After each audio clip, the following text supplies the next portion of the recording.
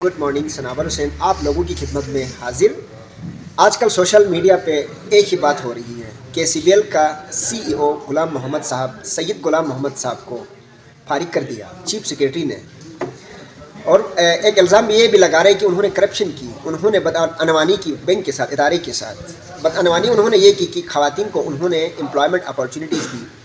एक इदारा होता है, एक ऑर्गेनाइजेशन होती है, वहाँ पर डिस्क्रिमिनेशन का लफ्ज़ ही नहीं होता है कि उन्होंने जब एक लोकल मार्केट के अंदर जो पढ़ी लिखी जो बहनें हैं MBA करके जो नौकरी के लिए दर बदर की ठोकरें खा रही थी, उनको एम्प्लॉयमेंट अपॉर्चुनिटी दिया। मर्द तो बाहर के मुल्क में भी जाके कमा सकता है, रेड़ा भी लगा सकता है, आखिर ये औरत कहाँ चली जाए। तो इस कंडीशन में गुलाम मोहम्मद साहब ने किसी औरत को नौकरी दिया तो इसका मतलब ये हुआ कि उन्होंने एक बहुत बड़ा काम किया। दूसरी बात, अगर उन्होंने करप्शन किया तो वो करप्शन का केस सामने क्यों नहीं आता है और उसको पाबंद सलासल क्यों नहीं किया जाता है। फजूल उसके ख़िलाफ़ इल्ज़ामात लगा के हर दूसरा एरा गिरा बंदा कहता है कि उसने करप्शन की है। इस मुल्क के अंदर कोई सिस्टम नहीं है, कोई इंसाफ नहीं है। काम करने वाले बंदे की न इज़्ज़त है, ना उसको काम करने का मौका दिया जाता है।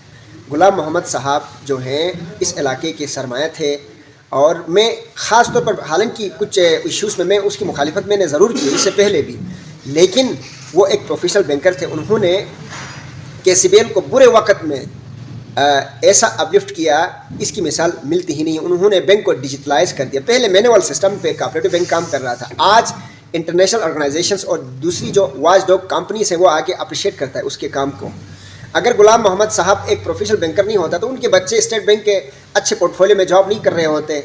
एक शरीफ इंसान जो काम करने की कोशिश करता है या इदारे को आगे करने की कोशिश करता है तो उसके पीछे जो है बहुत सारे मुखालिफिन भी होते हैं। हज़रत अली अलैहिस्सलाम का एक कौल है, पत्थर उस दरख्त पे मारा जाता है जिसके ऊपर फल ज़्यादा होते हैं। गुलाम मोहम्मद साहब, आपसे लाख दर्जा मेरे इख्तलाफात क्यों ना हो, लेकिन आप एक प्रोफेशनल बैंकर थे। आपने इस बैंक को बुरे वक्त में 2023 का आप मैनुअल उठा के देखें, KCBL का सबसे ज़्यादा तारीखी तौर पर प्रॉफिट कमाने वाली ऑर्गेनाइजेशन GB के अंदर KCBL थी। ये कौमी इदारा है। इस कौमी इदारे को अगर हमने ज़ातियात की बुनियाद पे, मज़हब की बुनियाद पे, इलाके की बुनियाद पे अगर हमने इसको लिया तो ये इदारा बर्बाद हो जाएगा। ऑलरेडी नेटको पहले खसारे में जा चुका है। नेटको की यूनियन ने, नेटको के मुलाजमीन ने तकरीबन 1 महीने तक धरना दे के पूरे गिलगित बल्तिस्तान के अंदर जो है वो एक बहुत बड़ी एक तारीख रकम की थी। अब KCBL के अंदर जो काम करने वाले गरीब गुरबा जो हैं उनको एक साजिश के तहत इस इदारे को ख़राब करके उसको दोबारा डाउन साइजिंग की तरफ लेके आने की एक कोशिश हो रही है।